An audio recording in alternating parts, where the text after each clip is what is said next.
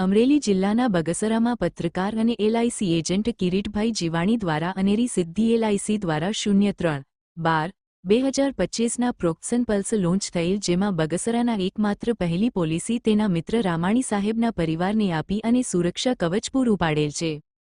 મને સાહેબ કિરીટભાઈ, મને બહુ આનંદ છે કે તમે એજન્ટ છો ને તમે જે સારી કામગીરી કરશો એલઆઈસીમાં, એના થકી મેં પહેલો પ્લાન અને પહેલો વીમો મેં લીધો અને મને ખૂબ આનંદ છે અને સાહેબનો થકી પણ મને બહુ સારો એવો લાભ મળ્યો। તમારા થકી તો વિશેષ।